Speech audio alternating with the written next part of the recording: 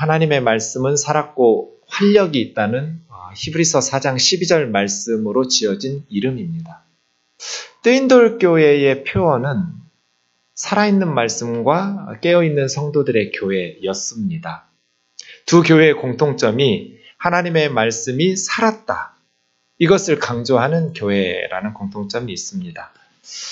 예수님을 믿는 사람들이 이 세상에 살면서 누리는 가장 큰 축복이 무엇일까요? 그리스도인들이 이 세상 살면서 누릴 수 있는 가장 큰 축복. 어떤 질문이든지 질문을 받으면 그 질문에 대해서 예수님께서 뭐라고 대답하셨을까? 요 생각을 먼저 하셔야 돼요. 자, 예수님은 이 세상에서 살면서 누리는 성도들이 가장 큰 축복을 뭐라고 대답하실 것 같으세요? 그리스도인들이 누리는 가장 큰 축복. 누가복음 11장 27절 같이 읽겠습니다. 시작. 이 말씀을 하실 때 무리 중에서 한 여자가 음성을 높여 이르되 당신을 뵌 태와 당신을 먹인 젖이 복이 있나이다. 네. 예수님의 설교를 들으면서 한 여인이 큰 소리로 외쳤어요. 너무나 감동을 받아가지고 예수님 말씀에 감동받은 여인이 당신을 뵌 태와 당신을 먹인 젖이 복이 있습니다. 이왕 아들 낳으려면 저런 아들을 낳아야지. 이런 식이죠. 예. 예수님의 모친이 예수님의 감동적인 설교를 듣고 당신의 어머니가 너무 복 있다고. 당신 같은 아들을 낳은 어머니. 이에 대해서 예수님 뭐라고 대답하셨을까요?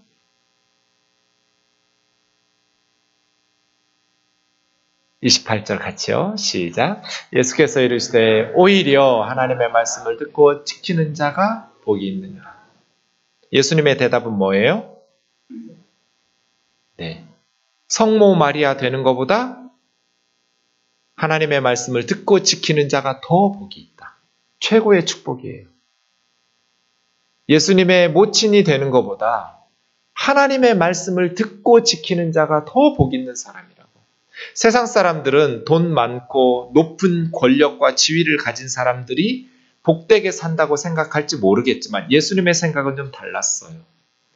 하나님의 말씀을 듣고 지키면서 살아가는 사람이 가장 복되게 살아간다는 거예요. 저와 여러분은 복 있게 살아가고 있나요? 예수님은 왜 하나님의 말씀을 듣고 지키는 자를 복이 있다 이렇게 말씀하셨을까요?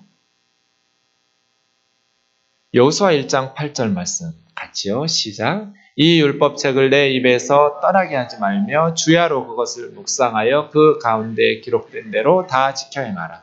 그리하면 내 길이 평탄하게 될 것이며 내가 이 율법책 하나님의 말씀을 가까이 해야 주야로 그것을 묵상하면서 그 가운데 기록된 대로 다 지켜 행하라고. 그러면 네가 형통하고 평탄할 것이라고. 왜요? 9절 보세요. 하나님 여호와께서 항상 함께 하실 테니까. 네가 어디로 가든지. 이게 모세가 죽고 나서 여호수아에게 하신 말씀인데요. 여호수아야 걱정하지 마. 모세 죽었다고 해서 염려할 것 없어. 네가 신경 쓸 것은 한 가지야.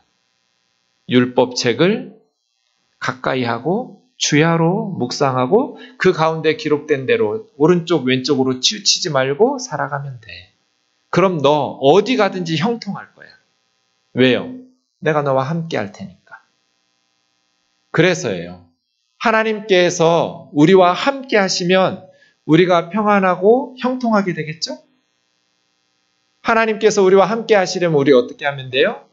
하나님의 말씀인 성경을 묵상하고 그 말씀대로 순종하면서 살아가면 돼요.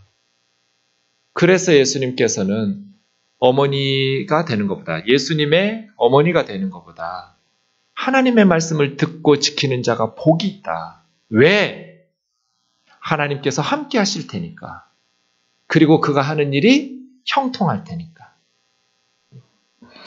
우리 생동교회가 하나님의 말씀을 가까이 하면서 하나님의 말씀을 열심히 배우고 그 말씀대로 지켜서 살아가기 위해서 힘쓰는 성도들 되기를 원합니다.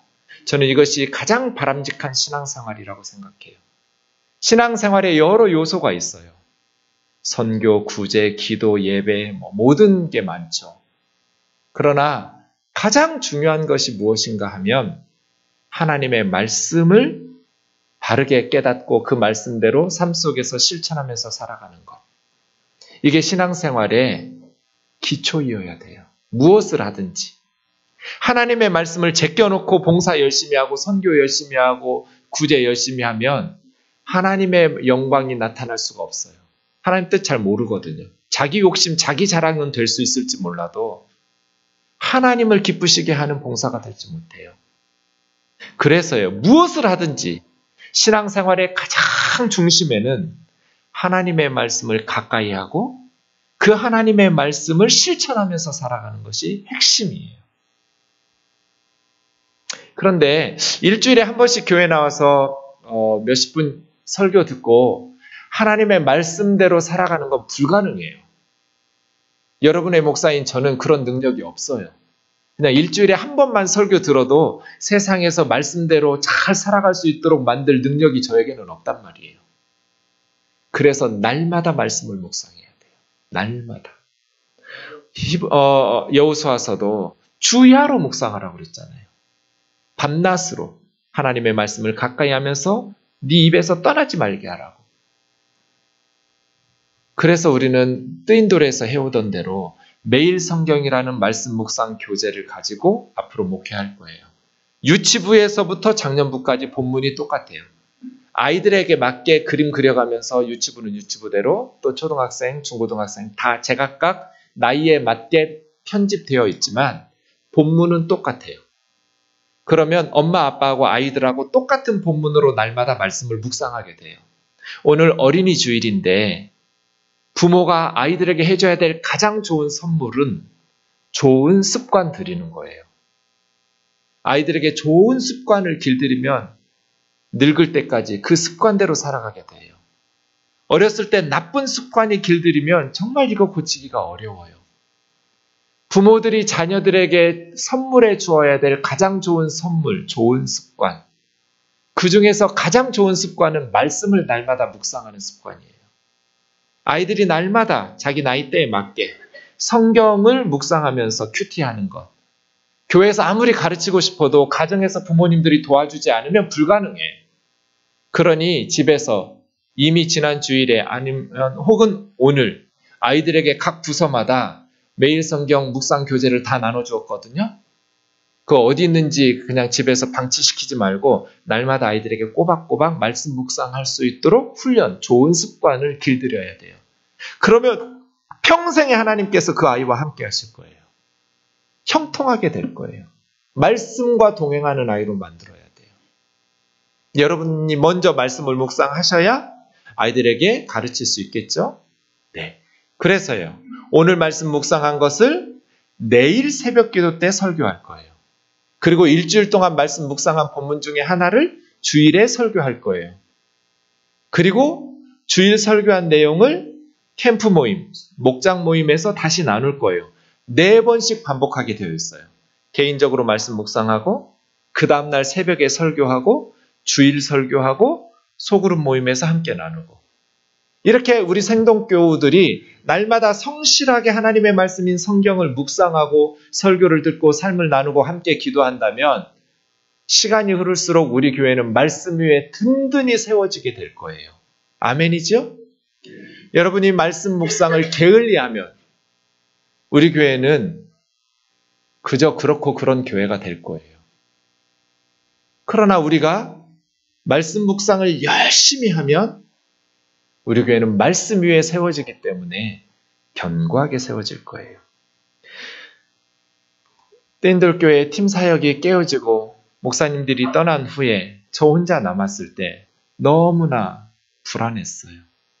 날마다 교회는 적자가 났어요. 아이들까지 30여 명 되는 작은 교회가 그때 저는 목사도 아니었어요. 전도사인 제가 어떻게 감당할 길이 없어요. 그때 여호수아 1장 8절 말씀을 묵상하게 하셨어요. 그리고 나서 하나님께서 주신 말씀대로 16년 동안 목회를 해왔어요. 그랬더니 그렇게 길을 쓰고 전도를 하려고 해도 안 되던 교회가 그냥 목사가 주야로 말씀을 붙들고 씨름하다 보니 정말 말씀처럼 형통해졌어요. 그 지하의 좁은 예배당으로 성도들이 밀려오기 시작했어요. 그래서 산소가 부족하니까 딴 교회로 옮기라고 막 떠밀어도 안 가요. 이걸 저는 후배 목회자들에게 영업 비밀이라고 그래요. 교회 성장시키려고 애쓰지 말고 목사인 네가 주야로 하나님의 말씀인 성경을 연구해서 그 말씀대로 살아가라. 그리고 성도님들에게 그 말씀을 부지런히 가르치고 그 말씀대로 살아가실 수 있도록 가르쳐라. 그러면 교회가 형통하게 될 거라고. 이 영업 비밀을 널리 퍼뜨리라고. 한국교회가 살 수 있는 유일한 방법이라고. 한국교회가 무너져가고 있는데 다시 회복될 수 있는 유일한 방법을 저는 이거라고 생각해요. 교회들마다 하나님의 말씀인 성경을 열심히 가르쳐서 성도들마다 하나님의 말씀을 실천하면서 살아가도록 가르치는 것. 그럼 한국교회는 살아갈 거예요. 왜요? 형통할 테니까. 말씀을 바르게 가르쳐서 그 말씀대로 살아가도록 가르치는 것. 이것이 우리 생동교회의 목표예요.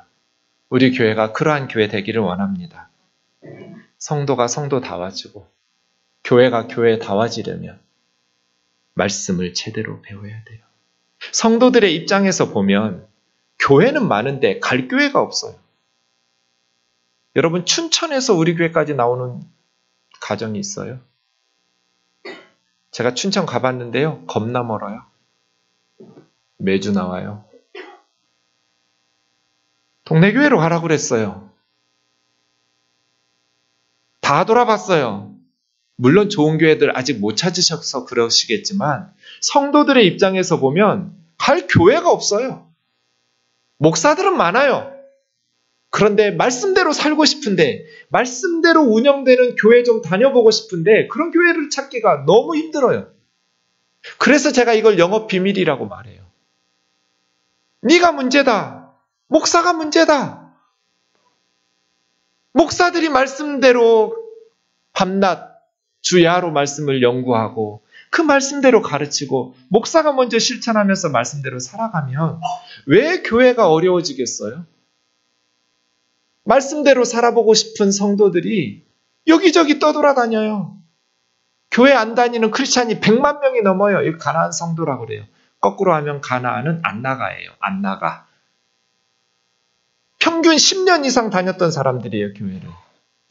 다닐 교회가 없어요. 그래서 교회를 안 다니는 성도가 100만 명이 넘어요. 그래서예요. 우리 생동교회가 어떻게 하면 형통할 거냐면 저와 여러분이 부지런히 하나님의 말씀인 성경을 가까이 하면서 묵상하고 아이들 말씀으로 가르치고 양육하고 그 말씀을 깨달은 대로 삶 속에서 살아가려고 발버둥치면 시간이 흐를수록 우리 생동교회는 말씀 위에 든든히 세워질 거예요. 형통하게 될 거예요. 하나님께서 함께 하실 테니까. 그러한 복된 교회 되기를 주의 이름으로 축원합니다. 5월과 6월 2달 동안은 매일 성경이 신명기를 묵상하게 되어 있어요. 그래서 오늘부터 8주 동안 저는 신명기를 설교할 거예요. 신명기는 성경 66권 중에 가장 중요한 성경 중에 하나예요. 하나님 말씀이 다 중요하죠. 그러나 하나님의 말씀을 형성하는 토대가 된 성경이 신명기예요. 구약 성경의 뼈대를 이루는 말씀 하나만 골라보라고 하면 저는 신명기 고를 것 같아요. 선지자들은 계속 신명기 말씀을 반복해서 메시지를 전해요. 구약 성경만 그러한가? 그렇지 않아요. 신약 성경에서도 신명기처럼 중요한 성경이 없어요. 신명기는 신약 성경 27권 중에 17권에 인용되었고 80권 이상 인용되었어요.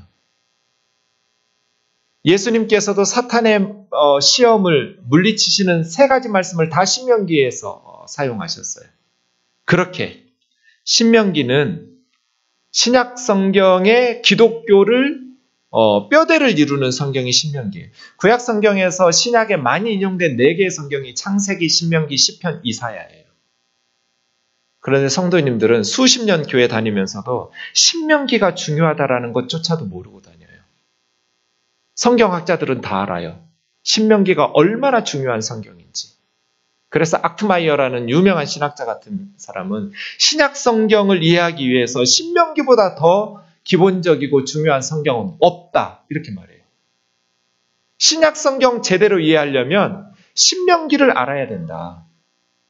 신명기보다 더 기본적이고 중요한 성경이 없다. 이렇게 말해요. 우리가 2달 동안 신명기 말씀을 묵상하면서 우리에게 주시는 하나님의 음성을 잘 들을 수 있기를 주의 이름으로 축원합니다. 한국교회 성도님들은 입으로는 성경이 중요하다고 말씀 중심 하지만 실질적으로 물어보면 아는 게 하나도 없어요. 신천지나 그런 이단들보다 성경을 몰라요. 교회에서 성경 안 가르쳐요. 수십 년씩 교회 다녀도 성경에 대해서 제대로 알고 있는 성도님들이 많지가 않아요. 그래서 위기예요. 부지런히 하나님의 말씀을 솜에 걷어붙이고 배울 수 있기를 원합니다. 자, 신명기 보겠습니다. 신명기. 다음 중 맞는 것은 무엇일까요? 사지선다형으로 내놨어요. 몇 번 같으세요? 신명기. 신명기. 1번 손 드세요. 2번 손 드세요. 3번 손 드세요. 4번 손 드세요. 손 안 드신 분은 뭐예요? 정답은 뭘까요? 네, 보여주세요. 보세요. 수십 년 교회 다녀도 신명기 뜻도 몰라요. 다 하나님 말씀인 줄 알아요. 그래서 1번인 줄 아는 사람들도 많고요. 여기도 있잖아요. 네. 신명기에 저 신자는 그럼 무슨 신자일까요?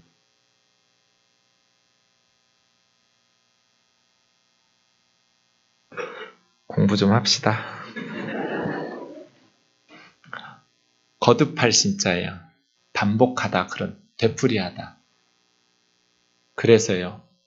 신명기는 40년 전에 주셨던 시내산에서 주신 십계명과 율법을 40년 광야 생활 끝내면서 모세가 죽기 전에 가나안 땅에 들어가야 될 후손들에게 다시 설명한 하나님의 말씀. 그런 세 편의 설교예요. 영어로 듀터라놈이라고 말하는 것도 두 번째 율법, 그런 뜻이에요. 듀트로라는 말이 둘이라는 뜻이잖아요. 신명기. 다시 한번 해설해 준 말씀. 신명기 1장 3절 말씀에 보시면 40째 11월 1일이라고 했어요. 11째 달 첫째 날. 40년 11월 1일에 설교가 시작돼요. 언제부터 40년째예요? 출애굽할 때부터. 애굽에서 나온 지 40년째 해. 그러니까 광야 40년 끝날 때예요. 11월 1일에 모세가 어디서 설교하냐면 1장 5절 말씀에 보면 모압에서예요. 모압에서.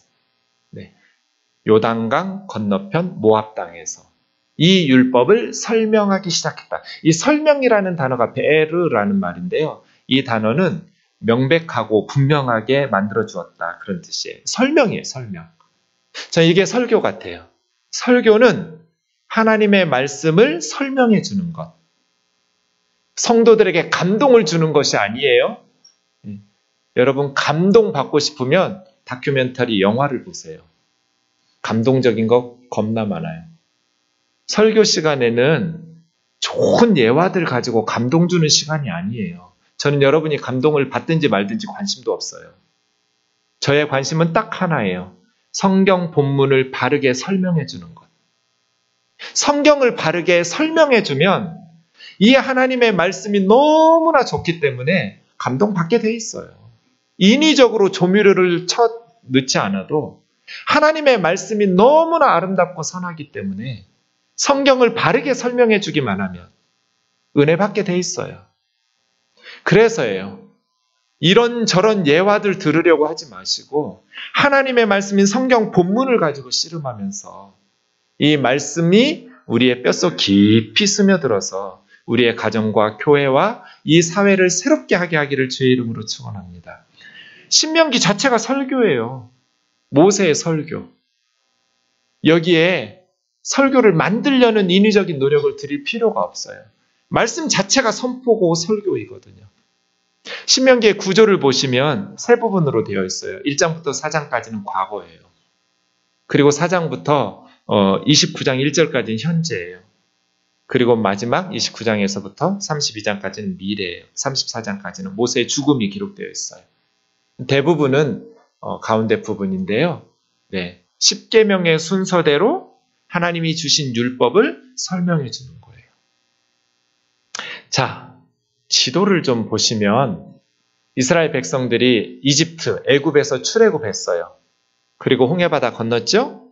그리고 나서 시내산 맨 아래쪽으로 내려와서 1년 동안 정체했어요. 10계명 받고 율법을 배워가면서 1년여 동안 머문 시내산을 떠나서 이제 가나안을 향해서 올라갔어요. 그리고 가데스 바네아라는 도시에 도착했죠. 매우 중요한 곳이에요. 바란 광야 가데스 바네아. 서울로 하면 과천 같은 곳이에요. 턱밑까지 왔어요. 가나안 땅 바로 턱밑까지. 거기서 12명의 정탐꾼을 보냈어요.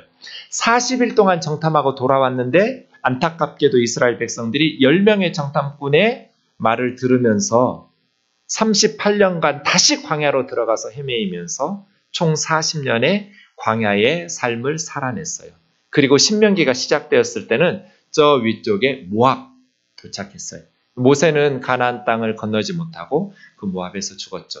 지도를 좀 확대해 보시면 파란 줄이 요단강이에요. 요단강 건너 가나안 땅으로 들어가야 되죠. 네, 지금 시딤에서 모압 땅에서 건너 여리고로 들어가야 돼요. 이게 신명기예요. 40년 광야 생활 끝내고 이제 가나안 땅, 약속의 땅 들어가기 직전에 죽음을 앞둔 모세가 마지막으로 가나안 땅에 들어가야 될 후손들을 위해서 선포했던 설교. 이게 꼭 지금 우리 교회 상황하고 비슷해요. 지금까지 우리는 광야에서 살았어요. 그러다가 요단강을 건너는 시점이에요. 저 요단강은 단순히 동쪽과 서쪽을 가르는 지리적 경계선이 아니에요. 지금 이 순간 이 사람들은 요단강을 건넌다라는 것은 신학적 경계선을 뛰어넘는 거예요. 단순히 삶의 질이, 장소만 옮기는 것이 아니라 삶의 방식이 완전히 달라질 거예요. 요단강은 그래서 경계선이에요. 이들은 광야의 불안정한 떠돌이 생활을 하고 있었어요. 이제 요단강 건너면 약속의 땅에서 정착하게 될 거예요. 지금까지 이스라엘 백성들의 삶과는 전혀 다른 삶의 방식이 펼쳐질 거예요. 그래서 신명기는 경계선상에 서 있는 사람들에게 주신 말씀이에요. 건너가려는 사람들에게 주어지는 메시지예요. 그들은 애굽에서 노예였어요. 광야에서 헤매던 방황하던 사람들이었어요. 이제 드디어 이스라엘 역사 최초로 땅을 소유하는 주인이 될 시점이에요.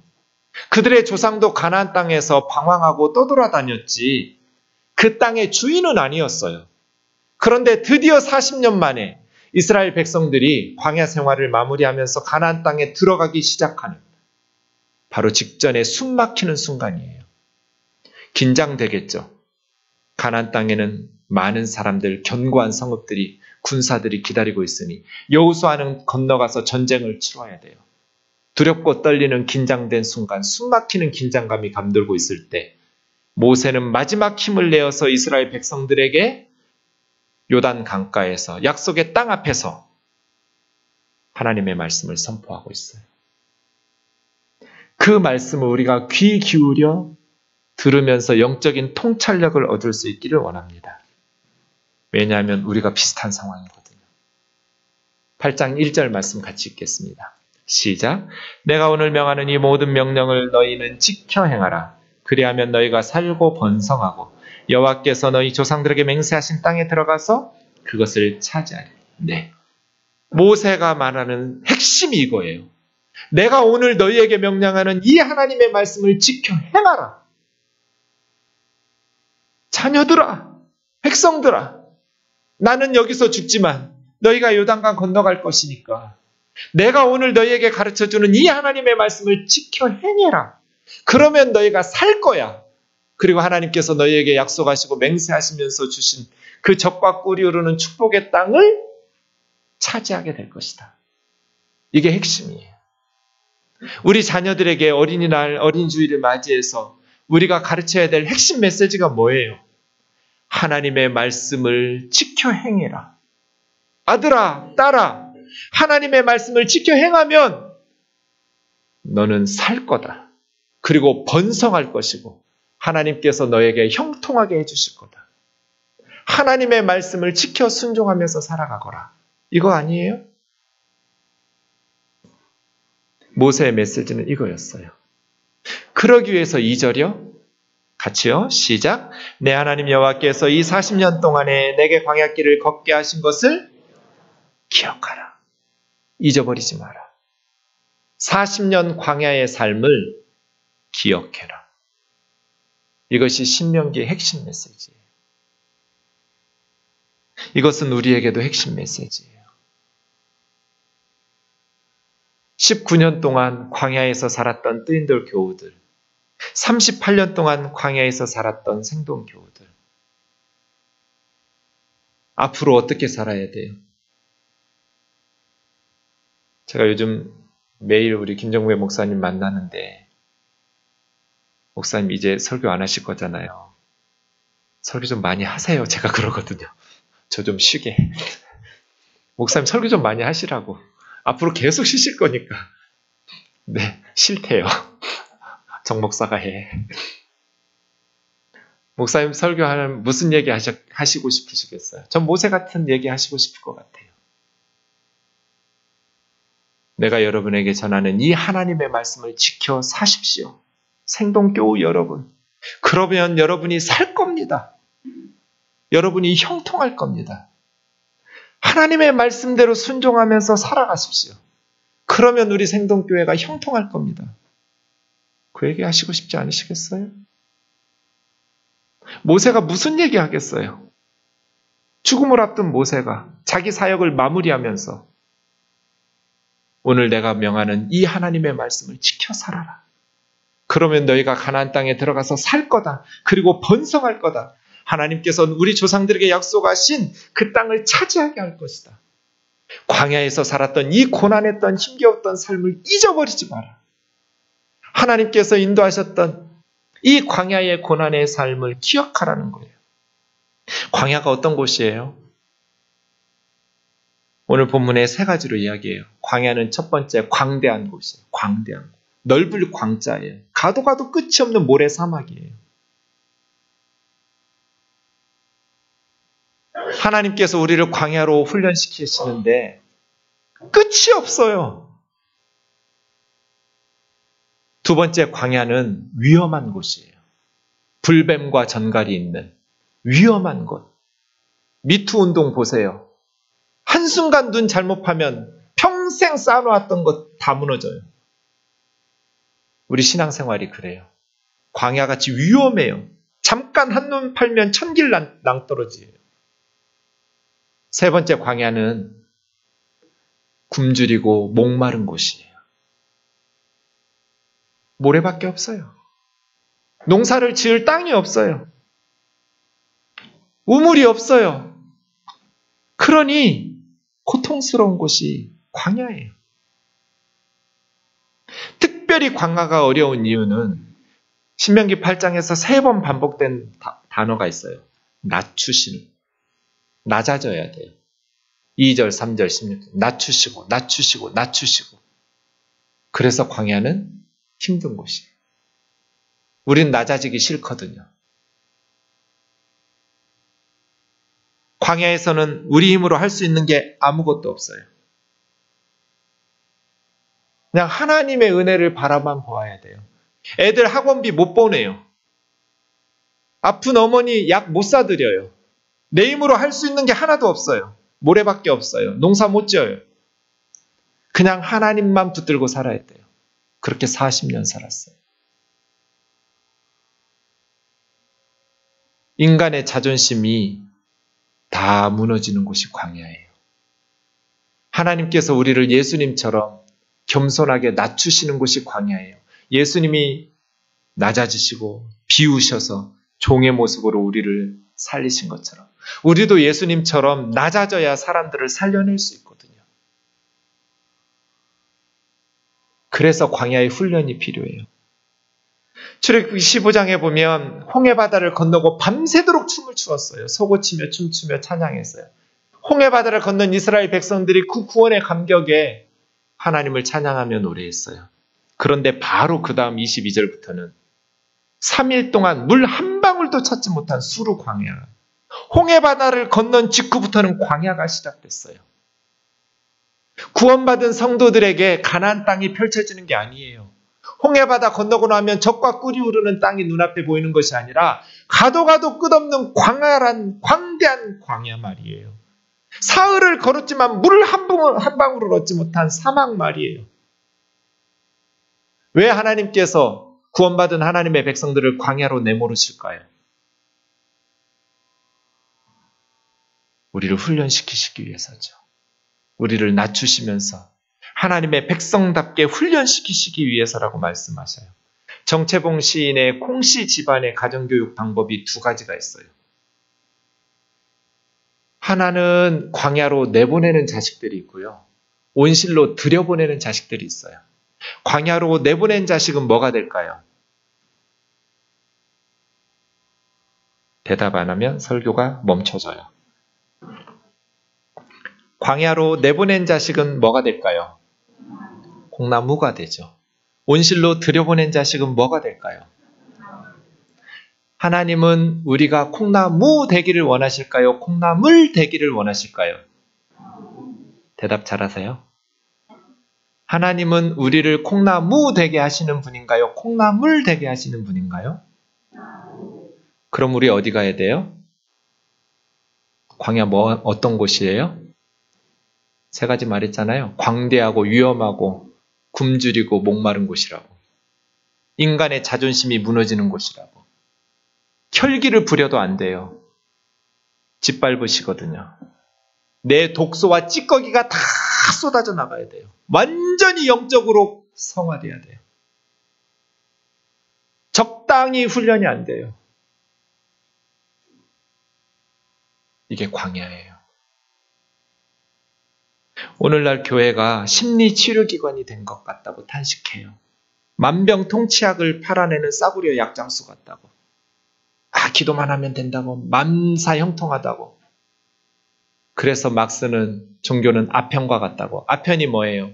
잠깐은 나아지고 기분 좋아지는 것 같지만 그 후에는 더 큰 고통과 절망이 찾아오는 게 아편이에요. 마약이에요.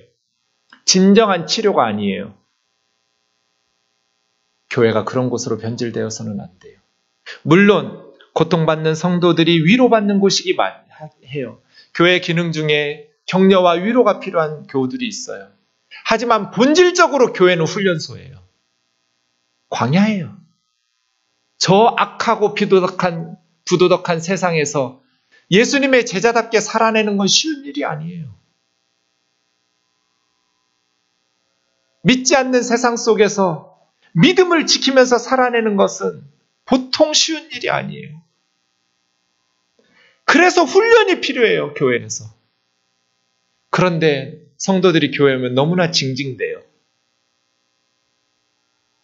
자그만 일에도 어린아이처럼 떠받들어 주기를 바라고, 목사가 좀 인정 안 해주면 삐지고 상처받고, 그 뭐 좋은 거라고 받고 그래요, 상처를. 노 땡큐 하고 거부하면 될 텐데. 사소한 문제로 싸우고 너무 유치해요. 수십 년 장로님이 되고 권사님이 되고 그렇게 신앙생활을 하는데도 너무나 사소한 걸로 교회가 싸우고 분열이 일어나고 훈련이 안 돼서 그래요. 쇳덩어리를 용광로에 집어넣으면 불순물은 다 사라지고 물처럼 녹아버려야 돼요. 우리 목사님 지난주일에 물처럼 하나 되라고 하셨잖아요. 고체는 절대로 하나가 될 수 없다. 근데 여러분, 고체예요, 액체예요? 고체거든요, 우리는. 고집이 있어요. 300명이면 300명 성도 생각이 다 다르고 500명이면 500명 성도들 생각이 다 달라요. 그런데 어떻게 하나가 될 수 있어요? 용광록 속에 들어가서 물처럼 녹아야 돼요. 이러한 성령의 은혜와 말씀의 역사가 있기를 주의 이름으로 축원합니다. 싸구려 약장수처럼 아편으로 마약으로 성도들을 위로하는 그런 심리 치료기관이 아니라 앞으로 굴러 뒤로 굴러 해가면서 정신 차리라고, 세상에서 예수님 제자답게 사는 게 쉬운 줄 아느냐고, 목사답게 사는 게, 성도답게 사는 게 쉬운 줄 아느냐고, 정신 차리라고 우리가 더 열심히 하나님 앞에 기도하면서 말씀으로 훈련되어질 수 있기를 주의 이름으로 축원합니다. 구원은 은혜로 받습니다. 그러나 성도답게 훈련되는 건 공짜가 아닙니다. 엄청난 비용을, 대가를 치러내야 됩니다.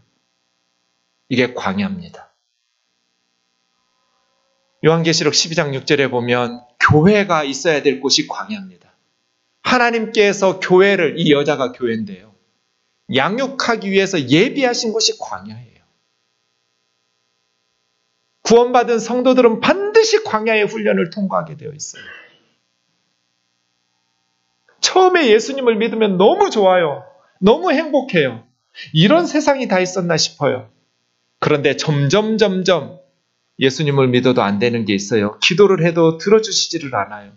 초신자 때는 그렇게 기도 응답이 잘 됐는데, 사랑하는 형제자매 여러분, 광야가 시작된 거예요. 이제부터 어떻게 해야 돼요? 훈련 받아야 돼요. 어떻게 해요? 그 불안하고 위험한 순간 하나님과 동행해야 되는 훈련이에요.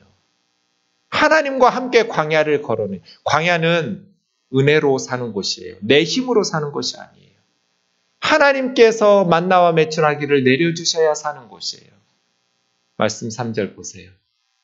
하나님의 은혜로 사는 것. 너희 조상들도 너희들도 상상도 못했던 만나를 먹여주시는 것. 내가 농사짓지 않았지만 40년 살아냈어요. 전쟁에 나가서 싸울 수 있는 20살 이상의 남자만 60만 3,550명이었어요.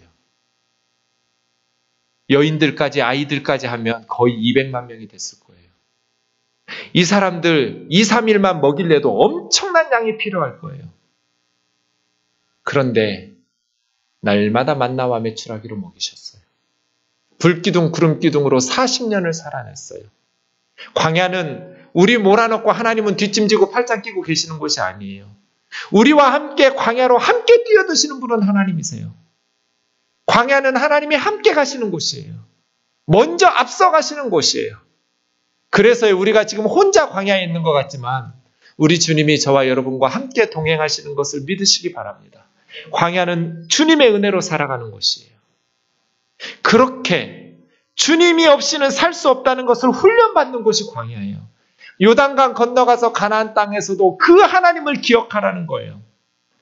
네 힘으로 이제 농사 지을 수 있지만 만나 없이도 살아갈 수 있으니 만나와 매출하기 멈추겠지만 그럼에도 불구하고 광야의 정신을 잊어버리지 마라. 기억해라. 광야에서도 하나님의 은혜가 아니면 내가 가난한 이 지하의 단칸방을 벗어나고 좋은 집이 생겼지만 그 좋은 가나안 땅에서 살 때에도 하나님의 은혜로 광야처럼 살아내야 된다. 네 힘으로 살 수 있는 것처럼 교만을 버려야 된다. 하나님의 은혜가 아니면 살 수 없는 것이 광야라는 것을 잊어버리지 마라. 이게 모세의 메시지예요. 개척하면서 저도 정말 고생 많이 해요. 그렇게 개척이 힘든 줄 알았으면 개척 안 했을 거예요. 우리 아이가 6살에 개척했어요. 5살 때 우리 아이가 유치원을 다녔어요. 제가 전에 섬기던 교회는 유치원이 있었어요. 교역자의 자녀는 공짜로 그냥 다 다녔어요. 6살이 되었을 때 뜨인들교회를 개척했는데 제가 아내한테 물었어요. 길게 대답해줘. 뭘요? 길게 얘기해줘. 말해보라고. 저희가 전에 섬기던 교회에서 퇴직금이 450만 원이었어요. 이걸로 우리 세 식구가 얼마나 버틸 것 같아? 여러분 뭐라고 대답할 것 같으세요? 여러분 남편이 여러분에게 물었어요. 450만 원이 전 재산인데 아들하고 엄마 아빠하고 세 식구가 얼마 동안 버틴다고 대답할 것 같으세요? 외부의 수입은 하나도 없었어요. 외부 지원 없이 450만 원으로 세 식구가 얼마 버틴다고 말했을까요? 길게?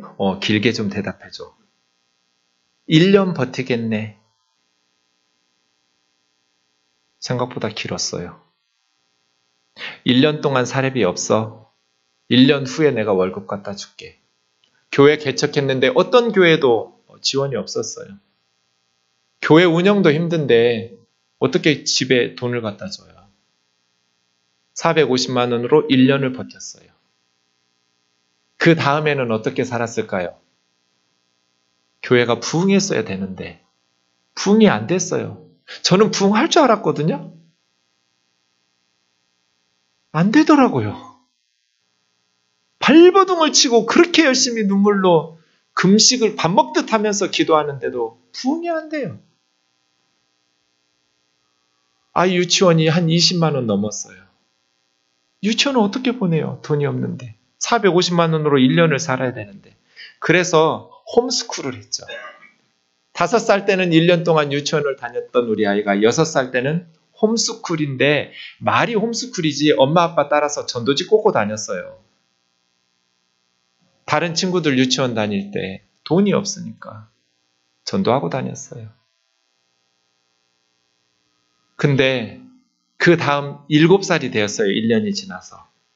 7살이 됐는데 2월 마지막 주에 제가 교회 끝나고 집에 갔더니 아빠 얘기 좀 해요 그러더라고요. 할 말이 있다고 그래서 아들하고 저하고 둘이 앉았어요. 근데 얘가 고개를 푹 숙이고 말을 안 해요. 야 은준아 아빠한테 할 말 있다며. 한동안 말을 안 하더니 이 녀석이 기어 들어가는 소리로 아빠 나 유치원 좀 보내주시면 안 돼요? 그러는 거예요. 2월 마지막 주까지 얘가 기다린 거예요. 며칠 지나면 이제 3월 2일이면 그 개원하잖아요. 유치원마다. 근데 엄마 아빠가 행동을 안 해. 유치원을 보낼 이런 액션이 없는 거예요. 그래가지고 아빠 얘기 좀 하자고. 나 유치원 좀 보내주면 안 되냐고. 얘 학교를 보내려고 그랬더니 얘가 생일이 너무 늦어가지고 8살에 보내도 느린데 7살에 땡겨가지고 유치원 학교 보내기는 너무 어리고 1년 더 전도지 꽂을 생각이었는데 유치원 보내달래요. 그래서 제가 그랬죠. 알았어. 보내주겠다고 약속 못했어요. 돈이 없으니까. 그냥 알았다고. 너 유치원 가고 싶은 거 알았다고. 그 다음날 출근해서 교회 목사님들한테 얘기를 했더니 동사무소에 가보래요. 가난한 집 아이들 유치원비를 대준대요. 나라에서. 왜 우리의 유치원비를 나라에서 대주지? 우리나라가 그렇게 좋은 나라였나? 싶어서 동사무소 갔더니 종이 한 장 줘요. 쓰라는 거 다 쓰면서 주면서 물었어요. 우리 애도 돼요? 동사무소 직원이 영순이네요.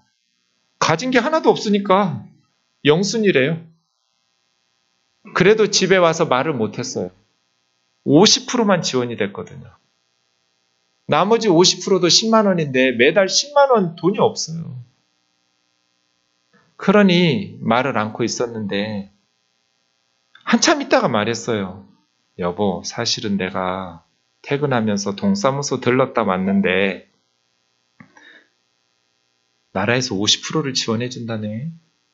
근데 나머지 50%가 없으니 우리 은준이는 유치원에 못 다니겠지? 제가 그랬더니 제 아내가 잘됐다! 며칠 전에 큰오빠가 50%를 대준다고 전화를 했는데 자기도 저한테 며칠 동안 말을 못한 거예요. 나머지 50%의 대책이 없으니까. 이제 나라에서 50% 대주고 오빠가 50% 대주니 100%가 됐잖아요? 그래서 이제 개원 며칠 앞두고 유치원을 알아보러 다녔죠. 그래서 유치원을 알아봤는데 권사님이 유치원 원장인 그 유치원에 빈자리 하나 있느냐고 그랬더니 마침 하나 있대요. 저는 그 유치원이 그렇게 좋은 유치원인지 몰랐어요. 개포동에서 제일 좋은 유치원이었어요. 그 동네에서. 몇 달씩 기다려야 갈 수 있는 원일 유치원이라고. 근데 어떻게 자리가 비어 있냐면 마침 최근에 한 아이가 수원으로 이사 간 거예요. 근데 그동안 기다렸던 엄마 아빠들이 이렇게 대책 없이 개원 2, 3일 전까지 자기 아이 유치원을 정하지 않은 가정은 하나도 없는 거예요. 저희처럼. 근데 마침 그때 빈 거예요. 그래서 우리 애를 그 유치원에 보냈죠. 그렇게 좋은 유치원인지 몰랐어요. 몇 달 뒤에 전화가 왔어요. 아니, 은준 아버지 왜 목회자라고 말씀을 안 하셨어요? 왜요? 우리 아이가 사고 쳤나요? 아니요. 아이는 유치원 잘 다녀요. 제가 유치원을 시작하던 첫 해부터 지금까지 어느 교회든지 목회자 자녀들은 50%씩 할인을 해줍니다. 유치원비를. 그 제가 전화기에다 대고 그랬어요. 권사님, 사실은 우리 애는 어떤 집사님이 50% 대주고 나라에서 50% 대줘서 우리는 돈을 하나도 안 드리고 있습니다. 더 어려운 아이들 도와주세요. 우리는 유치원비 우리 돈 하나도 안 드니까 다른 아이들 도와주세요. 했더니 성질을 팍 내는 거예요. 그건 은준 아버님이 알아서 하시고요. 나는 내가 지켜왔던 원칙이 있어요. 3월 밀린 거부터 다 돈을 돌려줬어요. 50%씩. 1년 동안 애기 유치원 보내면서 생활비 벌어 쓴 집이 우리 집이에요. 이게 뭐예요? 광야예요. 광야는 아버지 노릇을 할 수 없는 곳이에요. 그런데 광야는 하나님이 아버지 노릇을 해주시는 곳이에요. 우리 혼자 가는 데가 아니고 하나님도 우리와 함께 가시면서 고생하시는 곳이에요. 그래서 은혜로 사는 곳이에요. 여러분, 광야에서 힘든 인생, 너무나 가도 끝이 없는 광대한 광야에서 포기하고 싶지만 절대로 포기하시면 안 돼요. 하나님께서 우리와 동행하고 계시다는 것을 믿으시기 바랍니다. 그래서 애굽에서 길들여졌던 노예 근성이 빠져나가야 돼요. 하나님의 백성답게, 하나님의 자녀답게, 그래야 우리 생동교회가 교회다워져요. 그래야 우리가 그리스도인답게 세상에서 살아내는 하나님의 백성 노릇을 할 수가 있어요. 이 광야의 훈련이 없으면, 하나님의 은혜를 체험하지 못하면, 하나님께서 내 삶을 책임지신다라는 경험이 없으면 세상에서 엉뚱한 짓을 하게 되어 있어요. 교만하고 거들먹거리게 되어 있어요. 인색하고 이기적이게 되어 있어요. 하나님의 풍성한 은혜를 광야에서 체험하면서 가나안 땅에 있든지 광야에 있든지 우리가 하나님의 자녀답게 살아가기를 주의 이름으로 축원합니다. 광야에서는 한 가지만 기억하시면 돼요. 마지막 구절 읽고 마치죠. 시작. 사람이 떡으로만 사는 것이 아니요 여호와의 입에서 나오는 모든 말씀으로 사는 것을 너희가 알게 하라. 예수님께서 사탄을 물리치신 첫 번째 말씀. 사람이 떡으로만, 경제 중요하죠. 떡처럼 중요한 게 없어요. 그러나 떡으로만 사는 게 아니에요. 하나님의 말씀으로 산다라는 것을 광야에서 배워야 돼요. 이러한 영적인 통찰력을 가지고 이 세상에서 믿음으로 승리하며 살아가는 저와 여러분 되기를 주의 이름으로 축원합니다. 하나님의 은혜 찬양하고 기도합시다.